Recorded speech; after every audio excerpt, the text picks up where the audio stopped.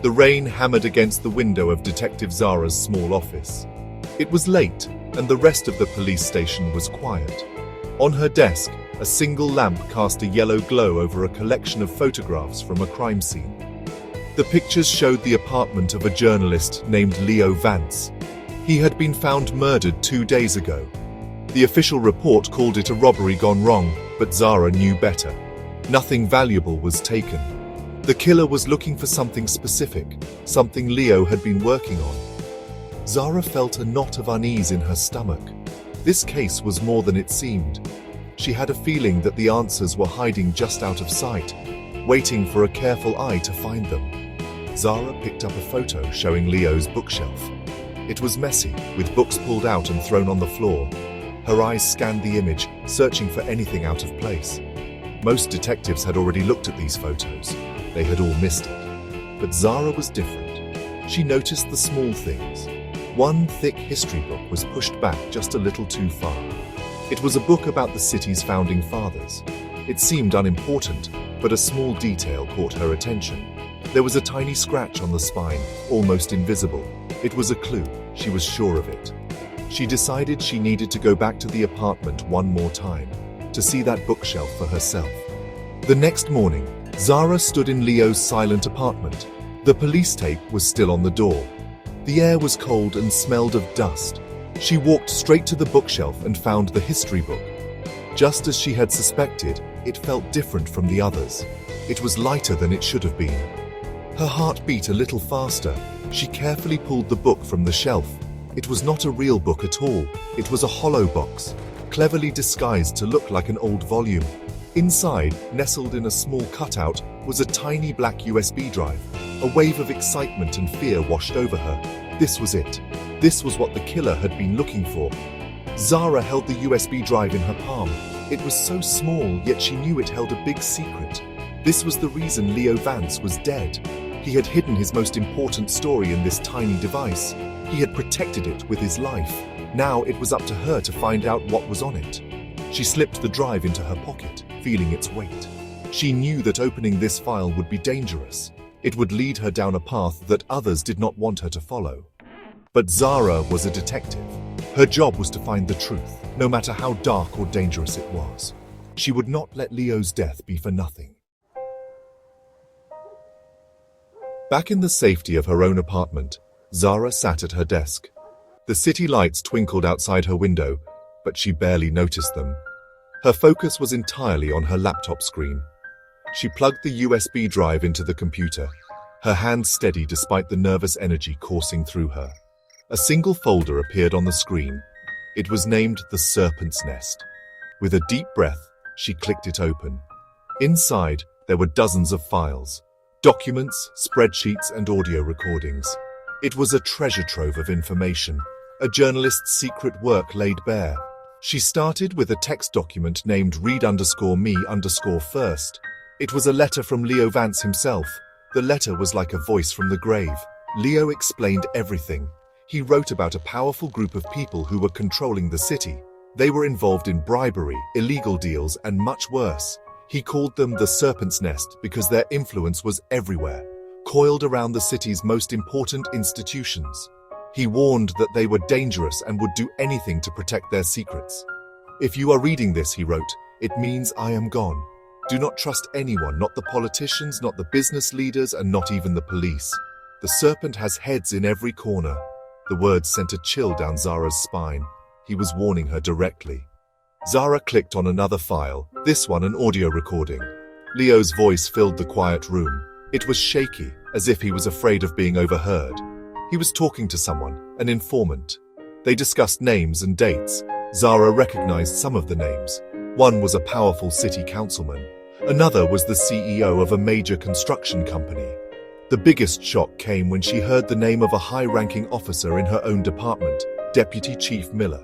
He was one of the most respected men on the force. The recording made it clear he was taking money to hide crimes. Zara felt sick. Leo was right. She couldn't trust anyone. The final document she opened was a list of coded messages. It looked like nonsense at first, just a jumble of letters and numbers. But at the bottom, Leo had left a key. The old clock tower tells the time. it read. Meet me where the ships sleep. Zara understood immediately. The old clock tower was a landmark downtown, and where the ships sleep had to be the old abandoned shipyard at the edge of the city. Leo must have been planning to meet his informant there. Now, that meeting was up to her. This was her only chance to find the person who could help her prove what was in these files. The risk was great, but the truth was worth it. The next day at the station felt different. Every smile seemed fake, every friendly greeting a potential lie. Zara tried to act normal, but the knowledge from Leo's files weighed heavily on her. She walked past Deputy Chief Miller's office and saw him laughing with another officer. The sound made her skin crawl. Was he involved in Leo's murder? Did he order it? She had to be careful. She couldn't let anyone know what she had discovered. She sat at her desk and pretended to work on old case files, but her mind was racing, planning her next move. The danger felt real, a shadow that had fallen over her entire world. Zara decided to test the waters. She needed to know if anyone was watching her. She went to the records department and requested the security footage from the night of Leo's murder. She specifically asked for the cameras covering the street outside his apartment building. The clerk, a man who usually moved at a snail's pace, seemed unusually nervous. He fumbled with his keyboard and told her there was a problem. "I'm sorry, detective," he stammered, avoiding her eyes. "The footage from that night appears to have been erased. A system glitch, it seems." Zara knew it was no glitch. Someone had deliberately destroyed the evidence. This confirmed her fears. The corruption ran deep, just as Leo had warned. Someone inside the department was covering their tracks. They knew she was getting close. The erased footage was a message, a warning to back off. But it only made Zara more determined. They were scared, which meant she had the power to expose them. She had to get to the informant before they did. The meeting at the shipyard was more critical than ever. It was her only lead, her only hope of finding an ally in this fight. She felt a surge of adrenaline. She was scared, but she was also a detective who believed in justice. That evening, she packed a small bag. She included her service weapon, a flashlight and a burner phone. She could not use her own phone, it could be tracked too easily. She looked around her small apartment, a place that had always felt safe. Now, it felt exposed. Every creak of the floorboards made her jump. Was someone watching her right now? She peeked through her blinds at the street below. A dark car was parked across the road. It had been there for an hour. It was probably nothing, but in her new reality, everything was a potential threat. She knew that when she left for the shipyard, she might not be able to come back. The old shipyard was even more eerie than Zara had imagined. A thick fog rolled in from the water, wrapping around the skeletons of old, rusty ships. The only sound was the gentle lapping of waves against the decaying docks and the distant cry of a lone seagull.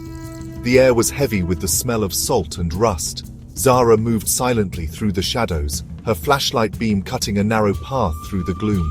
She kept her hand close to her weapon, her senses on high alert. Every snap of a twig or gust of wind made her heart pound in her chest. This was the perfect place for an ambush. She hoped she was walking into a meeting, not a trap. She found the spot Leo had described, a massive, rusted anchor lying on its side near a crumbling warehouse. She switched off her flashlight and waited in the darkness. The minutes stretched on, feeling like hours. Doubt began to creep into her mind. What if the informant wasn't coming? What if this was a wild goose chase? Or worse, what if the killer was waiting for her instead? She pushed the thoughts away. She had to stay focused. She remembered Leo's bravery, his willingness to risk everything for the truth. She owed it to him to see this through, no matter what happened next. Just as she was about to give up, she heard a soft footstep behind her. She spun around, her hand flying to her weapon. A figure emerged from the fog. It was a woman, her face partially hidden by the collar of her long coat. She looked just as scared as Zara felt. "You're not Leo," the woman whispered, her voice trembling. "I am Detective Zara," she replied, keeping her voice low and steady.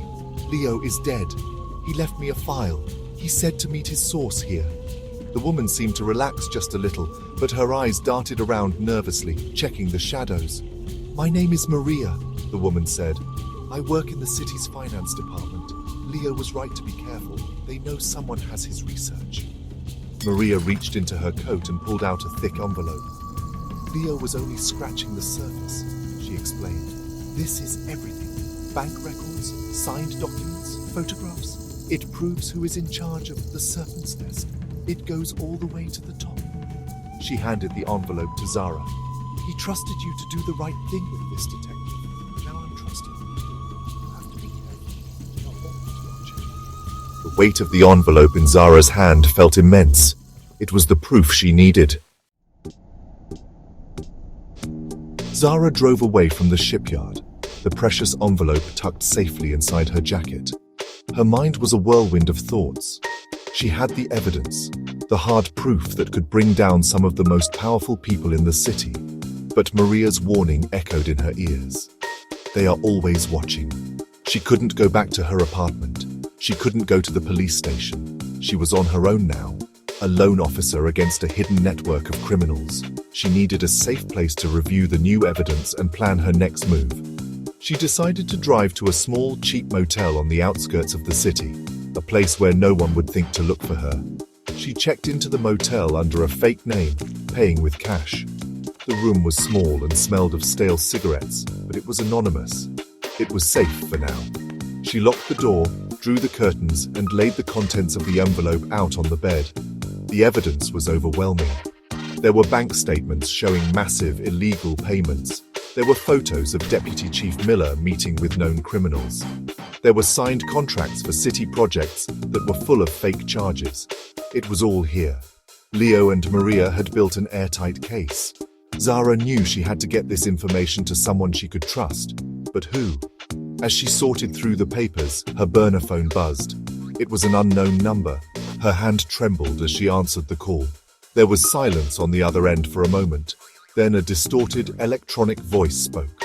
The sound was cold and robotic, designed to hide the speaker's identity. "Detective Zara," the voice said, its tone flat and menacing. "You have something that doesn't belong to you." Leo Vance was a fool. Don't make the same mistake he did. We know where you are. Drop the case. Forget what you've seen. Or your story will end the same way his did. The line went dead. A wave of pure terror washed over Zara, but it was quickly replaced by a cold, hard anger. They had found her. The threat was no longer a vague possibility, it was real and immediate. They were trying to scare her into silence, just as they had probably tried with Leo. But they had misjudged her. The threat didn't make her want to quit.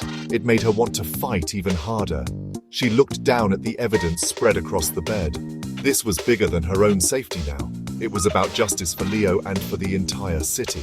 The case was far from over. In fact, it had just begun. She would not back down.